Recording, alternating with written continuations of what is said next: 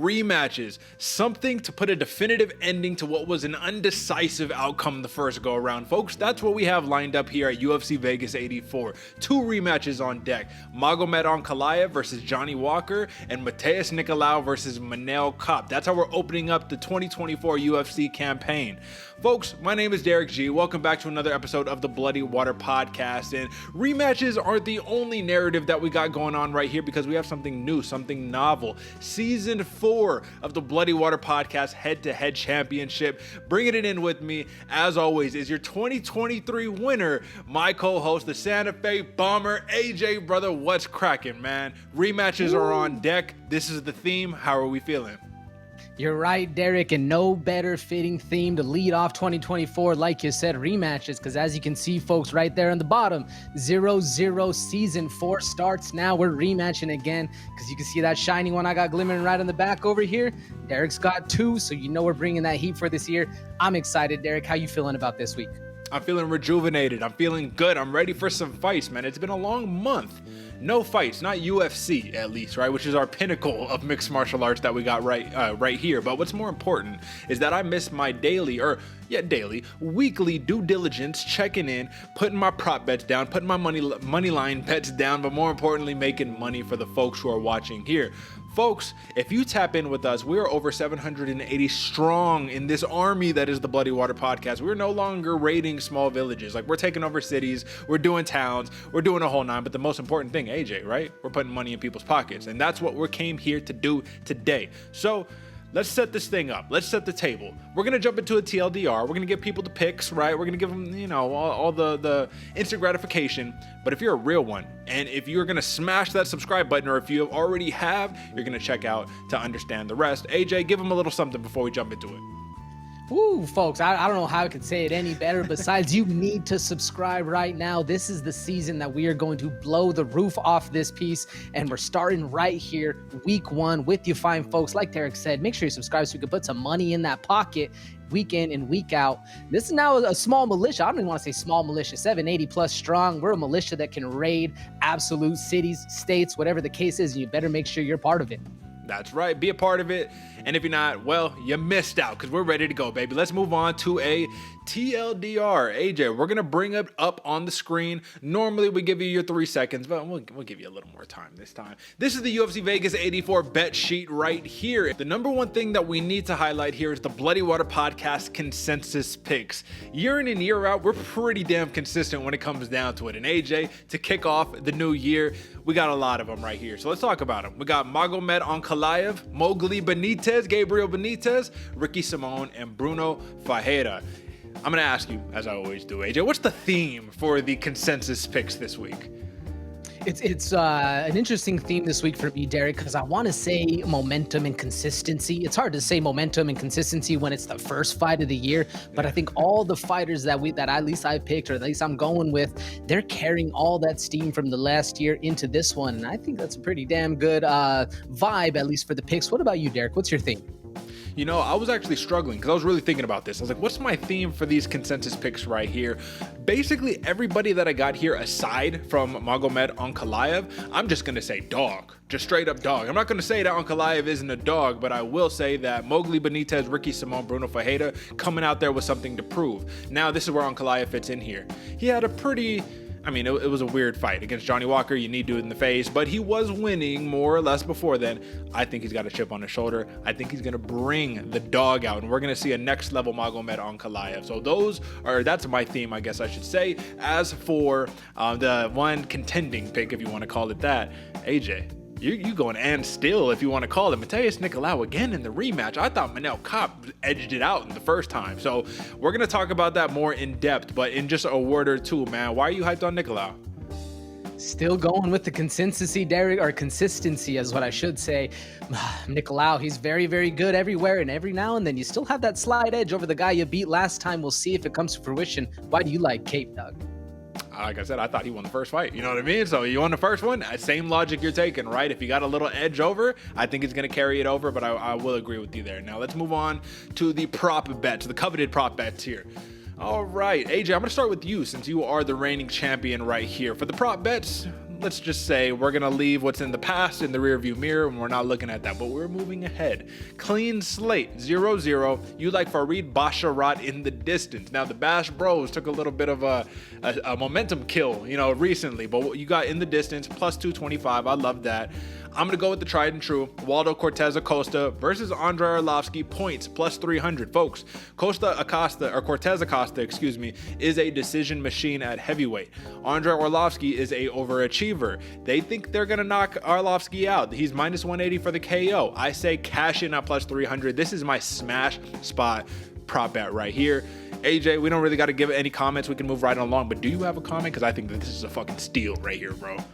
Oh, an absolute steal, especially with an aging Arlovsky. And folks, I think mine's a steal as well. Basharat, like you said, Derek, the boys went on a little bit of a fall off. Basharat's going to need to come in and make a point. I think these are just some amazing picks right here. We'll see how it folds out, folks. That's right. That's all that we can do. But with that being said, folks, if you have not subscribed yet, don't know what you're doing, tell a friend to tell a friend. This is your favorite fighter's favorite fight show, Bloody Water Podcast, baby. Season 4, we are back. Now let's get into... Here's to another main card breakdown, courtesy of your hosts, Derick G and AJ. You heard it. Another main card breakdown, baby. Oh, it was so sweet to hear those words. I love that. Now, AJ, let's jump straight into the stuff right here, man. Magomed Ankalaev, Johnny Walker, number 2. The first one, no contest. Some people say it should have been a DQ and Johnny Walker should have got the victory, but we're not going to be, doing none of the intricacies right here. Let's get straight into it, man. Minus 255 TKO prop for Magomed Ankalaev over Johnny Walker. Interesting. I want to start off there. Very, very interesting. I thought that it was very 50-50 beginning the fight. Johnny Walker being unpredictable, did something unpredictable. Oh, I'm hurt. Flying knee. Almost caught him. Cost him. Got his back taken. Got put on the mat. Now, where does this TKO factor in when we're talking about the styles of these two fighters? Ankalaev, not a huge knockout machine. He's going to try to probably take him down again. Where do you see that TKO coming in? I think the only way it makes sense in my mind for this, Derek, especially at minus 255, which is a big number going in, is the fact that Johnny Walker, they still see him as that chaotic fighter. Hence, in reference to what you're saying, pulls the old possum and then flying knee. It's a chaotic situation. He's going to be looking for different ways and to make the fight more advantageous to Johnny Walker himself. And I think that's the only option I can see here, Derek, because personally, when I look at it, minus 255 for the TKO, I don't see any value. I don't even see that happening unless it's a chaotic situation. What about you? Yeah, it was really stunning to me because when I was watching the sequence take place, I was like, what would have happened if Johnny Walker would have got back up to his feet? That's kind of what he was attempting to do, right? All right, we would have did another stand-up. Big thing we need to worry about, and we'll talk about it a little bit more, is can Magomed Ankalaev check a kick? You know what I mean? Big, wide boxing stance. Can you check the kick? Because if not, who knows? Walker would have had some momentum later on in the fight. But I was looking at the submission, AJ. I was looking at that, and I was all like, that looked juicy to me. Like, just probability of took his back, he gift wrapped him, had his arm, all across his body and all that good stuff. Who's to say he wouldn't have went in with a rear naked choke, just something basic, an arm triangle. We know Johnny Walker has grappling chops for sure, athletic specimen. But the TKO, unless you just really pin him down and ground and pound him, I'm not really seeing it. I'm a little more concerned, to be realistic with you, of Johnny Walker's ability to get that plus 600 TKO on Magomed Ankalaev. So let me just ask you this before we jump more into this, right? Ankalaev, my dark horse of the light heavyweight division for I don't know how long now, right? He's finally being recognized.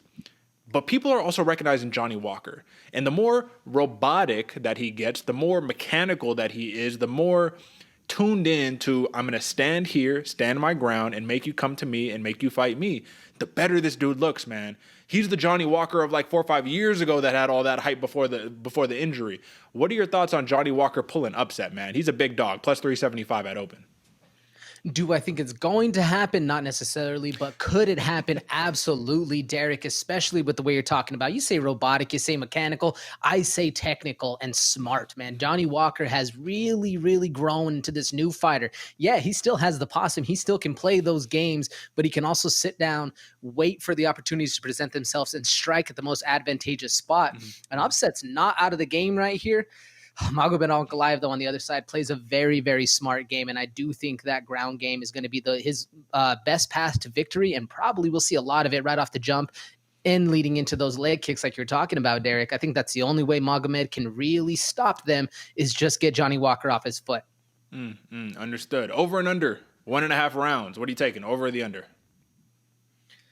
Oh, that's actually a lot harder of a question, Derek. I'm going over, and I'd imagine it's probably what, 2.5?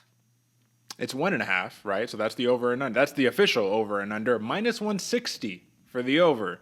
So people are banking in, right? And if it's going to be a quick finish, I have to imagine it's Johnny Walker getting the finish, man. I don't know if Ankalaev could finish him that quickly.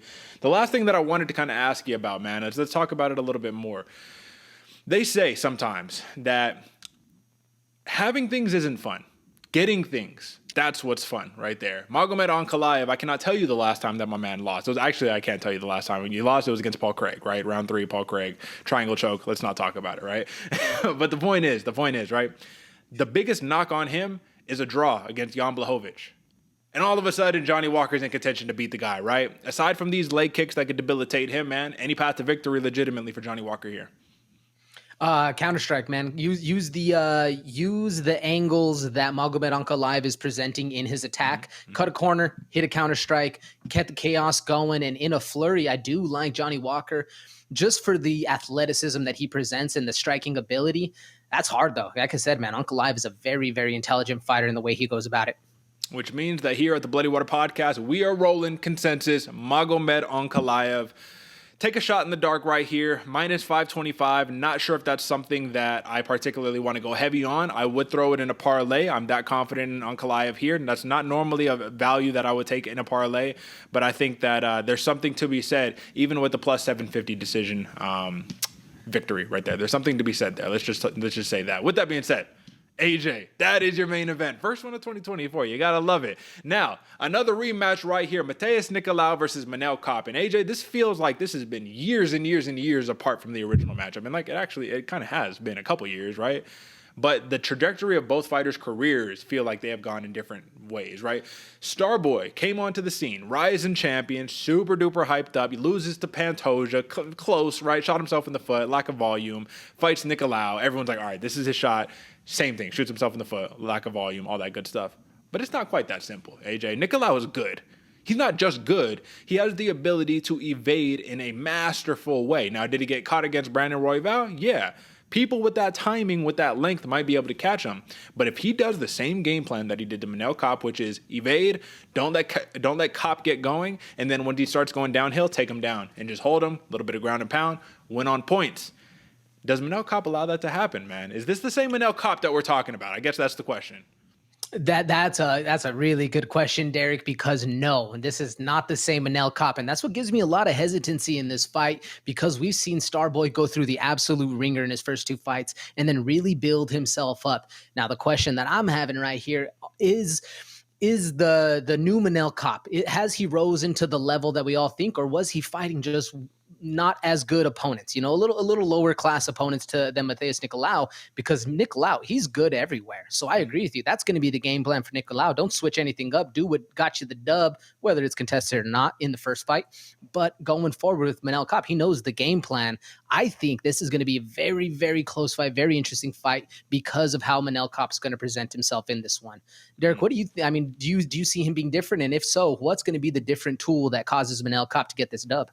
You know what? I think activity has to be the tool right there, man. He has to be active. He has to go. That's what shot him in the foot time and time again, is that he'll not quite cut off the cage. He'll kind of follow Nicolau around, right? And then he'll throw one at a time looking for the perfect counter punch, which he was rocking Nicolau. If you looked at it, I wouldn't say rocking. Rocking's a little bit of an exaggeration, but every time he landed, there was consequences. Nicolau, on the other hand, landed some stiff shots and didn't really do much, right? So I think that if he can put punches in bunches, mix up his combinations the way that Nicolau did, and avoid the takedown, I think there's a very clear path to victory, but I think it's easier said than done. I think it's going to be hard fought regardless.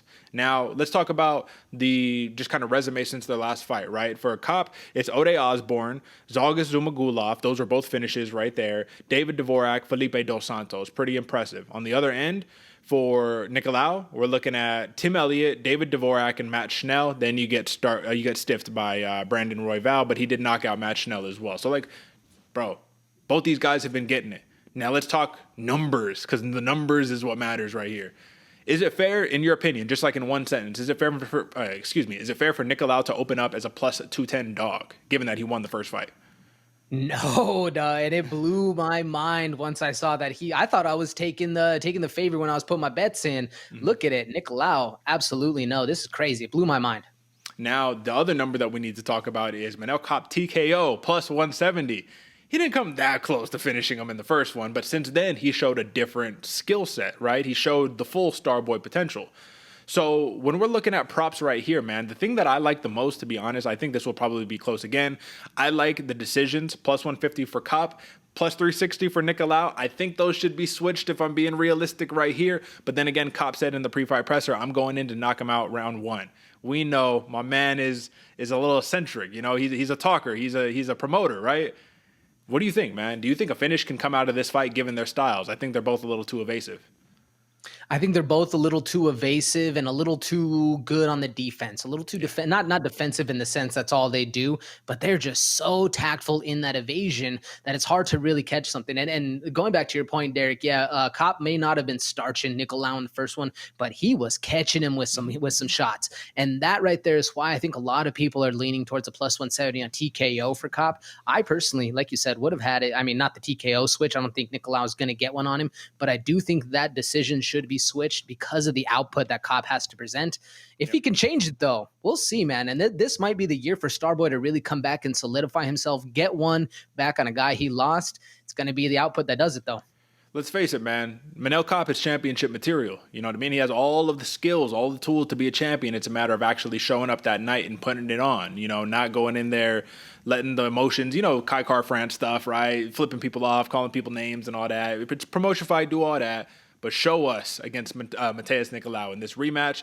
And I like Manel Kape on this one, and I'm going to go against the grain, folks. Give me that plus 150 decision. I know it's the best prop bet that you have available, but I think a lot of people, as AJ said, are really leaning into that TKO. We're going against the grain. We're here to make money. Give me the plus 150 decision. I like that better than the minus 260 money line there. What do you got on Nicolau?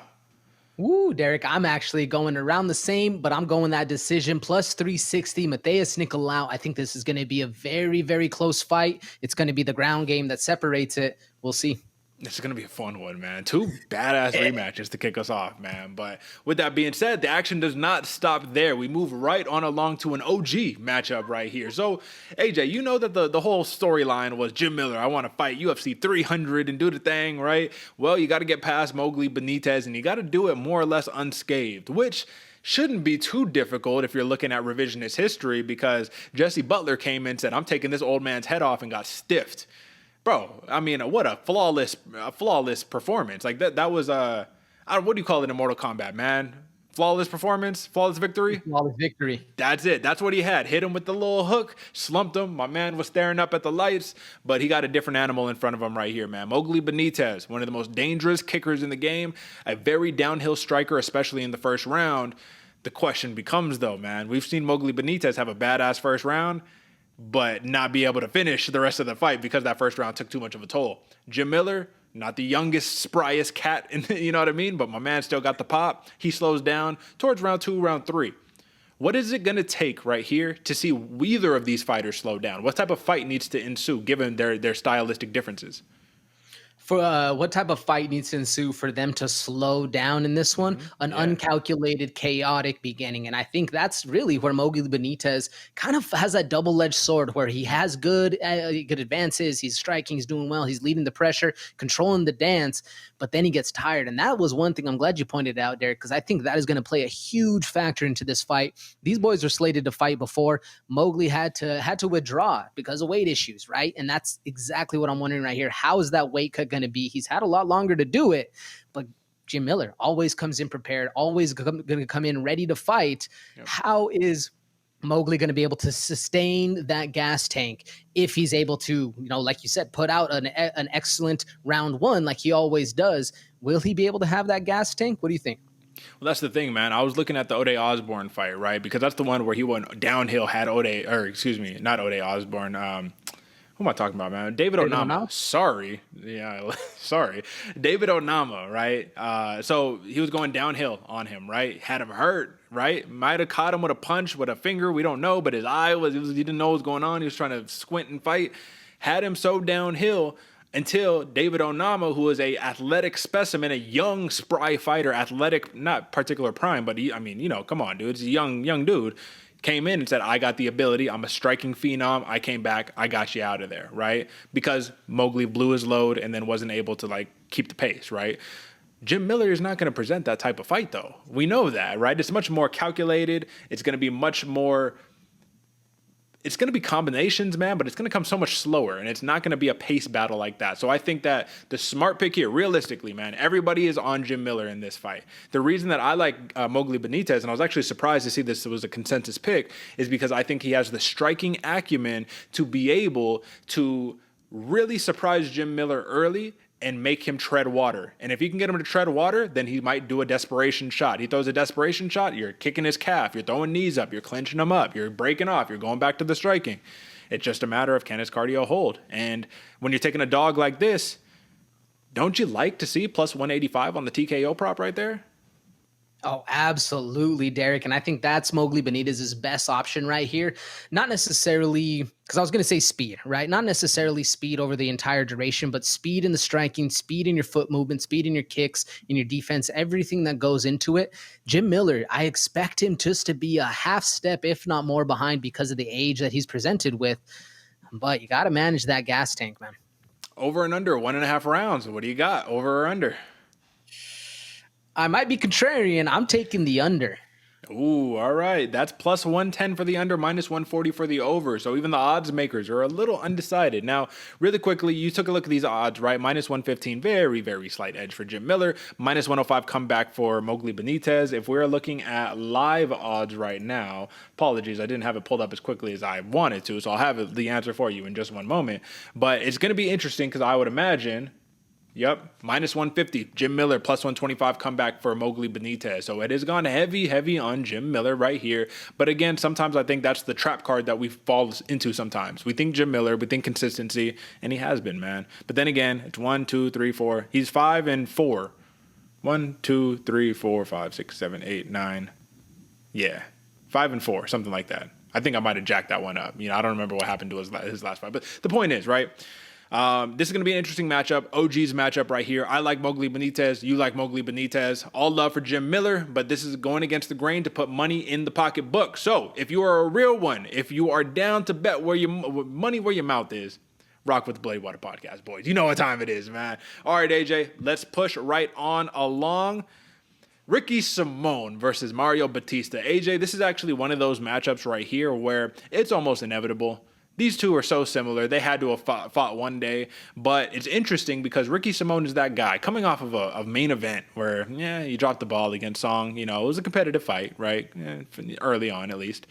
And then Mario Bautista comes in. Dude's on a run right now, man. Let's look at Mario Bautista. He is on a 5-fight win streak, right? So he's basically Ricky Simón before Ricky Simón's last fight. Let's not forget, Ricky Simón was just on a 5-fight win streak. These guys are same thing right here. Difference is, Ricky Simón, you got the hit list of Jack Shore, Rafael Assunção, Boom Kelleher, Gaetano, Ray Borg, right? So there's some older names in there you don't recognize no more. For Bautista, Damon Blackshear. How impressive of a win is that? Let's see. Guido Canetti, Benito Lopez, Boom Kelleher, Jay Perrin, right? So I would say that you got to hand the resume on over to Ricky Simón to a degree, but it's comparable. Now, what's not comparable is the age, right? Oh, no, it is. Actually, these dudes are the same age, man. 31, Ricky Simón, 30 for Bautista. AJ, what do you like about this matchup? These are clones. Clones. That's what I like most about it, Derick, is the unknown that's going to come in here because they're both fighting the same kind of style of fights. I mean, you want to talk about a dog, you talk about Ricky Simón. He's been doing it for a while, but then on the other end of that coin, you got a dog in Mario Bautista. It's almost rude to not call one of them a dog because this is going to be such an entertaining fight. I'm expecting so many different tempos, so many different shifts, all the chaos that's in a normal washing machine style of fight right here, that this one, I was honestly, I was back and forth multitude of times before I actually sent the pick in because this is going to be an absolute, I guess what they used to call a slobber knocker. I don't know if we're going to see many big bombs being dropped, but we're about to see some crazy frantic pace and everything that goes into it. I'm very excited for this fight, Derick. My big question to you right here, who controls the front foot? Like, who's leading the dance on this one? What do you think? You know what? I think that if he wants to win, if he wants to get to wipe the taste of loss out of his mouth, Ricky Simón, I think he has to, because when he fights at his best, he's on his front foot. And guess what? A lot easier to shoot in when you're actually going forward. Song put him on the back foot the whole fight, right? So when you shoot, you could see it coming from a mile away. Song's got the super quick hands and all that. Bautista's got quick hands, but not quite like that, right? So I think that you're going to expect big head kicks from Ricky Simón, that big overhand right coming down a lot. But it's just going to be a matter of who could fight better. This is my question to you, man. When I was watching tape, it's still unanswered to me. Who fights better without the ability to shoot?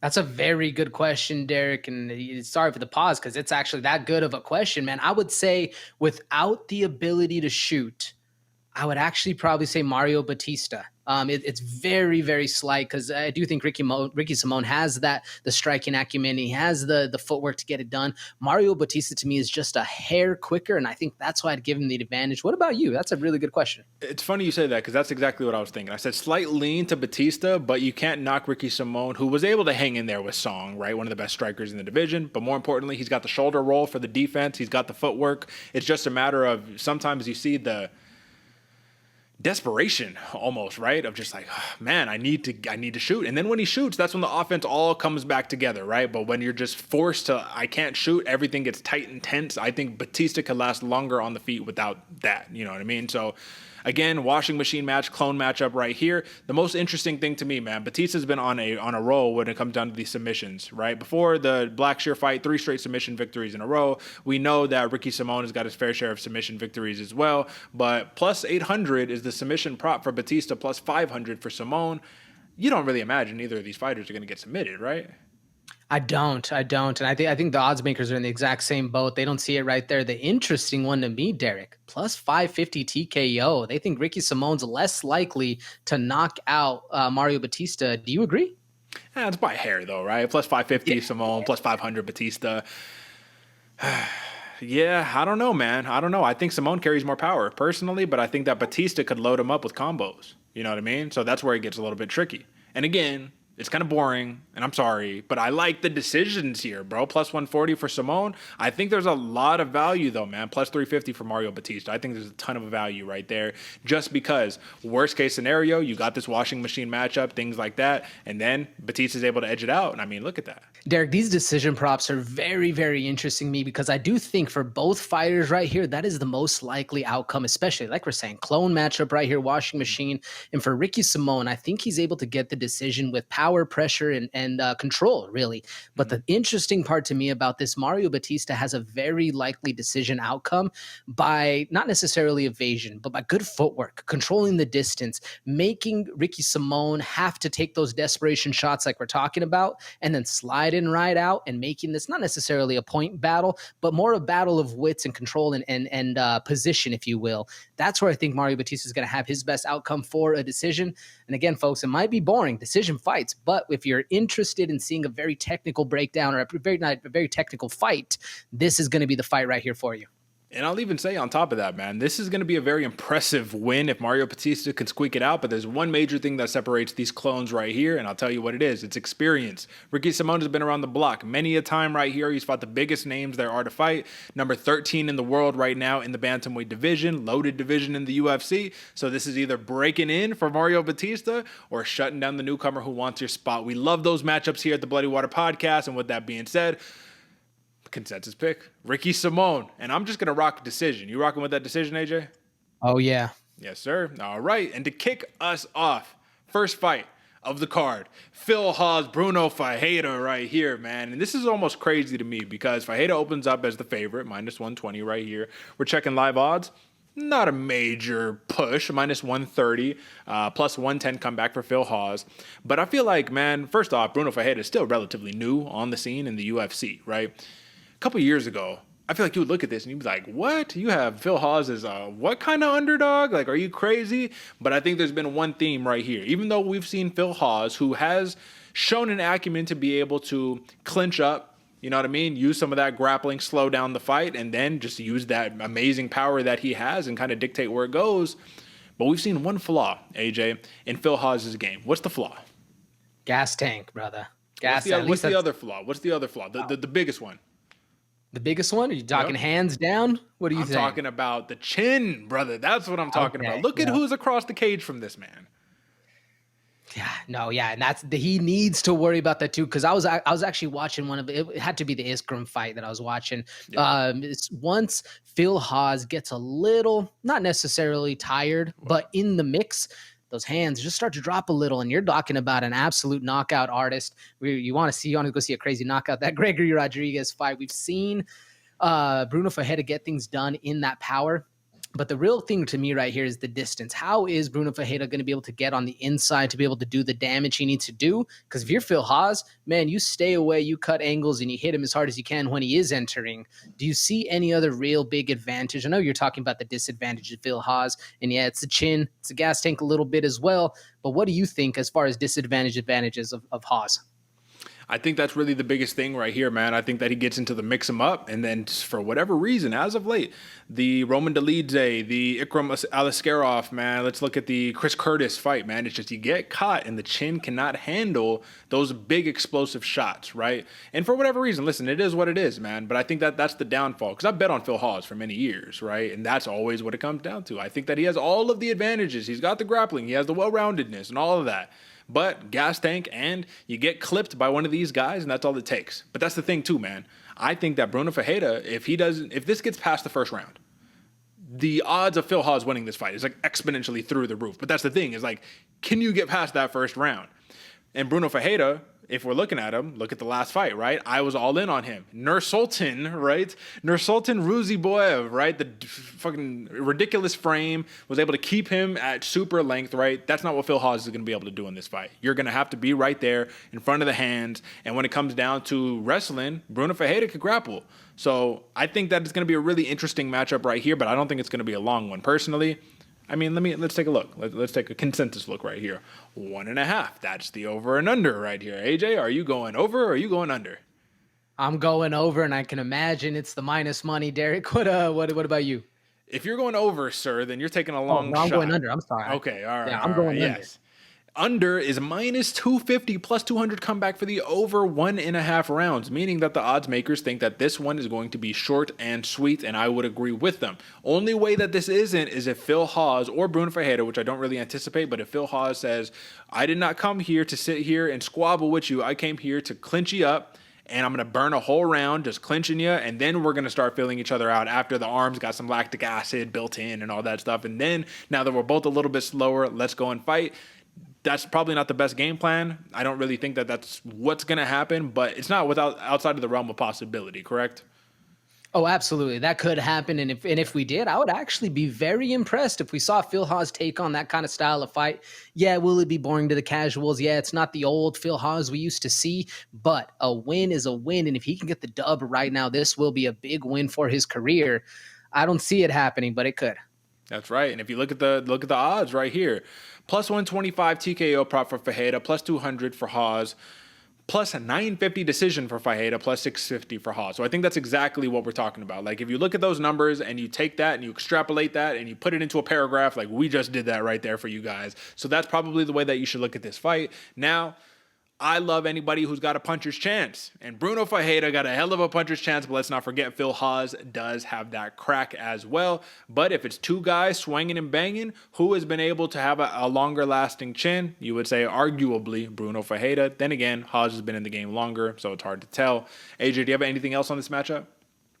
Man, I'm just excited. I think the UFC did a great job putting this as the start of the main card, because this is going to be absolute fireworks. Folks, do not blink.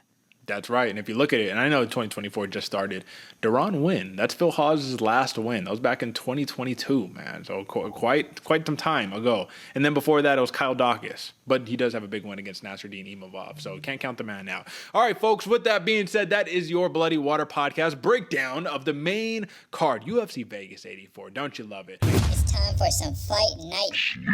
If you ain't paying attention, you're gonna sleep on me and I'm gonna wake you up. Move on to the sleepers, the coveted sleepers, voiced by the golden voice of the sleeper section, Bobby Green, or King, excuse me. I mispronounced my man's name right there. All right, AJ, you know what time it is. It's time to break down a couple of these sleepers, and we're going to have to line them up. And we got a couple of good ones. But of course, I want to start with yours. Very interesting one right here, Derek. Man, Weston Wilson versus John Silva. Why are John Silva, sorry, Brazil, but probably butchered him. Not a normal Brazilian name, but either way, this is going to be a very, very exciting fight right here, folks. Weston Wilson, he's long, he's lanky. He came into the UFC with a lot of hype, and then he gets starched, man. He goes out, Joe Anderson, Brito. He's a hell of a fighter. Yeah, you can't really blame Wilson, but going up against, he gets another rematch against the same kind of style of fighter. John Silva, he's going to be a little shorter, a little more powerful. So Weston Wilson gets the rematch, basically, a rematch with a new skin, if you will. And then you go against Silva, man. This dude, 11-2. You want to talk about action, you want to talk about knockouts, submissions, whatever the case. He barely has any decision fights on his record. This is going to be very entertaining because Silva is going to come in here and make a splash. This right here, both of them are hungry. Both of them are looking to make an impact. Weston Wilson, try to say that 5 times fast, folks, is going to be coming to pressure, going to be putting on a performance, and that's really why I like this fight. With the sleepers, it's always about people that are going to make an impact today and the stars of tomorrow. Well, both of these fighters have the option right here. Get used to the names and tune in. Make sure you check out this fight. Derek, what do you think, and who's yours? Bro, look at this. Look at this nickname. Lord Assassin. Oh, God, that's scary. Yeah, you got 2 finishers right here. I'll tell you, my biggest thought on this sleeper is hard to have a sleeper when you got one guy who's a -800 favorite, but that goes to show. If both of these dudes can get down, hopefully my man lives up to that plus 550 dog and he makes it competitive right there. So that is your sleeper, your first sleeper right there, folks. And opening it up, come on, man. Y'all already know what time it is. Tom Nolan versus Nicolas Mota right here.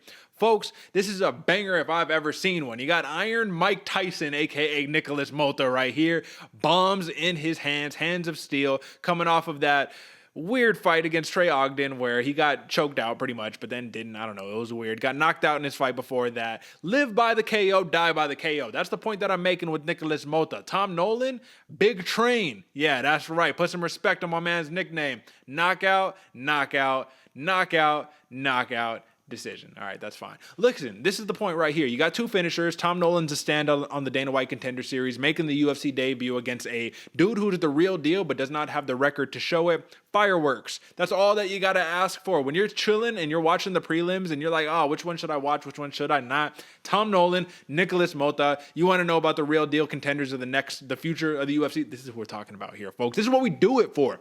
Sleeper section, Bloody Water Podcast. We got you covered. Again, AJ said it. The sleepers of today, the stars of tomorrow. You heard it here first. I want my props after the crazy knockout that's about to happen. Performance bonus, baby. Let's get it.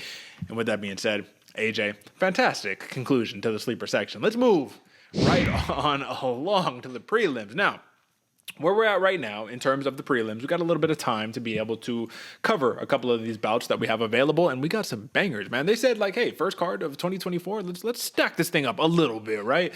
And I think that it's fair to do so. So let's go ahead and pull up the screen, baby. Let's go. First one that I want to talk about right here, man. This one caught my eye immediately. Marcus McGee versus Gaston Bolaños right here, man. This is going to be a very, very fun fight at bantamweight. Marcus McGee, this dude came into the UFC short notice and just started steamrolling dudes, man. You know what I mean? He's like, all right, let's go ahead and let's get it. When I pull up the sheet for both of these guys, sorry, that didn't pull it up. There we go. Look at this. Gaston Bolaños, very interesting guy. Aaron Phillips, decision victory over Aaron Phillips. I thought that was very impressive. Before that, Bellator, right? So this is the Bellator dude that came into the UFC, got the job done. But this is more impressive. Journey Newson, rear naked choke. JP Bays got him out of the promotion, knocked him out right here. When you have 2 studs like this in a bantamweight division, but you got one guy who's the dream killer coming from Bellator, one more slightly established guy in the Maniac, Marcus McGee, you have to wonder, who do you think is going to win this fight? Well, everybody's going to go on McGee because he is hyped up right now, also a stud fighter. But what do you think, AJ? Do you think that this is closer than what the odds makers are giving it and the Tapology fans at home? Well, I was about to say a lot closer than the Tapology fans are giving it because, yeah, Gaston is one hell of a fighter, man. Bolaños, and it's crazy that you can come from Bellator, have such a fan base, and then go into the UFC and basically nobody knows you. But this is his shot to really make a massive impact for this one because if you can get one on Marcus McGee, man, everybody, the whole entire locker room is going to be talking about you. That's right. That's right. That's a fun prelim right here. Of course, we already talked a little bit about like the in the distance right here, but I also thought it was a little interesting. I would like for you to extrapolate just a touch, right? You like Farid Basharat in the distance, right, against Taylor Lapilus, who is not a slouch by any stretch of the imagination. New breed, French fighter. Just give like a quick extrapolation on that for the people who might want to take you up on that prop block of the night. Well, it goes back to what I was saying before, Derek. Basharat needs to get this one for not only for his brother, not only for the boys, but also to really start that kind of momentum going. You can see 11-0, but your brother lost one. You got to really hold it down strong for La Raza. I know they're not, Spanish, but it is what it is. It's the same thing. When you're right, Derek, Taylor Lapilus, not a slouch at all. But what I like most about the submission, or at least maybe not submission, it's going to get finished inside the distance, like I'm saying. I see Farhad Basharat getting a submission in this fight because of the explosiveness and speed that Taylor Lapilus presents. Man, they call him double impact for a reason because he hits it twice before you even think you threw one punch. But Basharat's going to use that speed against him. You see a lot of people. I don't know why they're going decision. I don't see a decision happening here, folks. If you're putting your votes in on Tapology, you need to tune in right here because this is where the real money gets made. I think it's going to be finished quick, Derek. Yep. No, interesting take right there, man. It's just two high-level dudes, and this dude Farid Basharat, clearly, he is no joke right here. All right, a little less in-depth on a couple of these other ones right here, man. This was going to be my sleeper, absolutely. Felipe, come on, man. Bunes? Boons? All right, let's forget we said that. Sorry, Brazil. Against Josh Van, man. Josh Van, this dude's one of the best boxers in the division right now. A lot of people are straight up saying if this dude went into just like boxing, pure boxing, he would be able to hold his own legitimately right here. Fights at 125 pounds. Should be an interesting one. Do you have anything on this one? Like, really, the main take that I have on here is Joshua Van is a fucking stud, and you should tune in just because of him, right? That was going to be my take, Derek. You want to watch some clean striking Joshua Van. You can't go, you can go better, but you can't go too much, like another direction. That's right. All right, what else we got right here? Matt Semmelsberger, Semi the Jedi versus Preston Parsons right here. Semi the Jedi got to get one back, man. That's what we're really looking for right here. We know how good this dude is, but let's bring it up on the big screen. And let's see, 2 losses. Really, you're 2-3 in your last 5. Not indicative of how good this dude is. Preston Parsons, 3-2. His losses, Trevin Giles, Daniel Rodriguez, and the win over Evan Elder. His losses for Semi, Uros Medic, Jeremiah Wells, Jesus, right? You win against Jake Matthews, you lose against the Great White, Alex Moreno. So it's tough, man. Both of these dudes are fighting real guys, right? They're losing to real guys. They're winning against real guys, and now they're fighting each other. Minus 125, slight favorite right here. Of course, Tapology, bro, that's just not, it's not even, it's popularity vote right there, Tapology. But this is going to be a close fight, man. Do you think Semi can edge this one out? Oh, can he? Yes. Do I want him to? Yes. I think he needs one. I would not sleep on Preston Parsons, though, man. I think that knockout can come. I think that Semi just got to stay off of his back, man. Don't get taken down. That's it. Don't get taken down. That's the story right there. All right, last one is the featured prelim. I already said prop lock of the night. Waldo Cortes-Acosta, decisions Arlen J. Arlovsky will be a valiant effort, but I think that he will overachieve, not get finished, but it will still be a decisive heavyweight decision, which you never want to see. But I think that's the reality when you're rocking with the Waldo Cortes-Acosta. All right, AJ, that is your whole entire UFC Vegas 84 card. Doesn't it feel good to be back right here talking fights, breaking it down, and after Saturday having a nice fat pocket full of cash, baby? What did Nate Diaz say, right? They're like, hey, what's your game plan going into this fight? It's like, I don't know. Hit him with some good shit, don't get hit, and walk away with a pocket full of cash. That's our motto every weekend here, you know what I'm saying? Especially for the duration of the 2024, the 4th head-to-head competition for the Bloody Water podcast. I got 2 belts. AJ is donning a very fancy golden belt right there. I'm looking to be Triple D. Shout out to Triple C. We're going to go into the lineage, but AJ wants to match me. We said it was about rematches. I want my rematch, baby. Let's go. All right, AJ, take us up out of here, bro. Folks, you heard it, 2024, Season 4 starting right now, and you better start filling those pocketbooks, because if you're here now, it only means at the end of the year, you're going to be that much richer. Bank on us, bet on us. The proof is in the numbers before. We're better than everybody else out there. Now it's just time for the world to put on notice. Make sure you subscribe, share with your friends. That's how we get there. This militia's growing. Don't get left behind, folks. That's it, folks. That's it for us. Catch us on Monday for the post show. Until next time, peace.